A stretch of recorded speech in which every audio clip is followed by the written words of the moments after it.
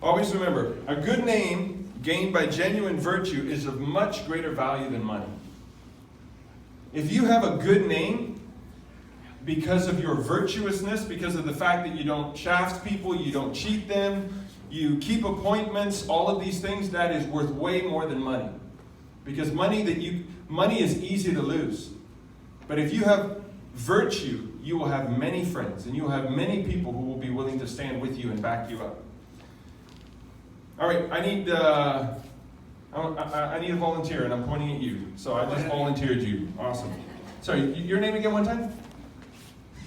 Sheldon. Oh, Sheldon. Duh. Hey, and my name's Mike, but I don't know where my sticker went. Okay. All right, so I want to demonstrate something here. You want me to give me a high five? Whoa, too slow, bro. Okay, sorry. Do it again, sorry. See, listen, how many times can I do that before he's not even going to put his hand up anymore?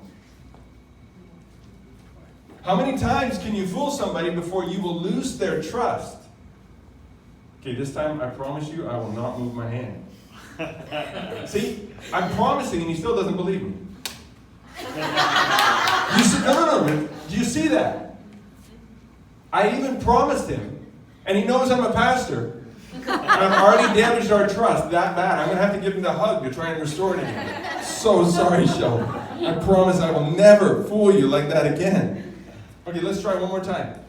I promise I will not move my hand. Go ahead, nice and slow. There we go. Listen. Gaining people's trust, the most important and powerful thing, the most precious thing you can ever get someone to give you is their trust. That's what marriage is. When you stand there at an altar with someone and you say, I commit to you, I pledge myself to you, not just in the good times, but in the bad. When you're sick, when we're poor, when things are going sideways, I will never leave you. And because of your vow and your pledge and hers making the same pledge, both of you are willing to say, okay, let's do this really kind of scary thing. Because everybody who stood up with me at my wedding is divorced. Every single person. All the maids of honor and the groomsmen and everybody. And that's our culture. And when we become people of virtue, which means that I'm going to keep my promises to you, not even because you're honorable, but because I am. I'm going to treat dishonorable people and disrespectful people with respect, not because they're respectable, but because I am. Nobody gets to be in charge of my love and my honor. And again, we see Jesus on the cross, right?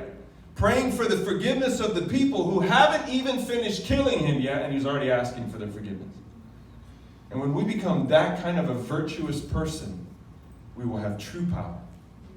True power. And I'm going to be really fast here just on voice, and then I'm going to finish up with a movie. Weren't you talking about, anybody seen any good movies lately? Yes. Well, you got a good movie coming. So voice. Voice. Your voice is the next thing that you have that is incredibly powerful. Don't underestimate it, young people. Your voice in your school. When you stand up as one lone person and you say, I'm not okay with this. There's hope for Canada. This soapbox exercise, I was so encouraged. I was like, wow, the youth have a voice and they have some critical thinking and they have the ability to express the truth. And it's one thing to do it inside here in the four walls where we know we all love one another and we're all kind of a family and, we believe the same things. It's a whole other thing, and I know it's very difficult and hard to do it out there with, in your schools and stuff. But listen. There's other people that think the same thing that you do. And when you stand up and you begin to use your voice and you begin to speak. And by the way, when I say voice, I mean your expression. That doesn't just mean the sound of your voice. It could mean your dance, Angelina.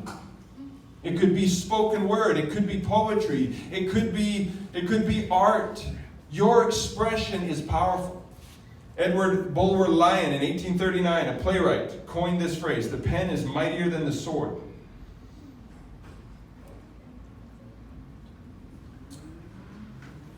Come on, get over there. Is it going over there? There we go. So your voice or expression is the most powerful thing you have for good or evil. You can use your voice to tear people down. How many of you young people know that Toby Mac song, Speak Life? Speak life into the deadest, darkest night.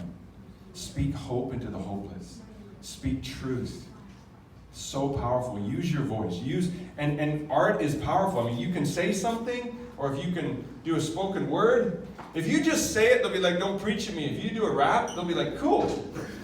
And you'll actually, it's like a little bit of sugar helps the medicine go down. The fact that it's got a beat and a little bit of a rhyme, you start doing it, and they're laughing, and you shove in some truth, and they're like, oh, that actually tasted good. So use your art. Use art. And I could go more, but that's okay. I'm running out of time. I'm out of time. Keep going. No, we're good. We've still got vote and value and volunteer to come, and that's going to be exciting stuff as well. But I want us to get it inside of our hearts and inside of our minds that if we desire power, and we need to desire power, our nation needs us to desire power. Our nation needs us not to be like, oh, well, que sera, sera, whatever will be, will be. No, we need to become passionate about having the most influence for good that we can, which means we need to resolve and purpose in our hearts that we want long-term power, not temporary power, which means we're going to choose to be virtuous. We're going to choose to tell the truth. My dad taught me this. He says, leave every place better than you find it. Leave every place better than you find it. I don't go into a washroom, whether it's my own or a public washroom, without cleaning the counters and picking up the garbage off the floor. Because my dad taught me to leave every place better than you find it. And in the last,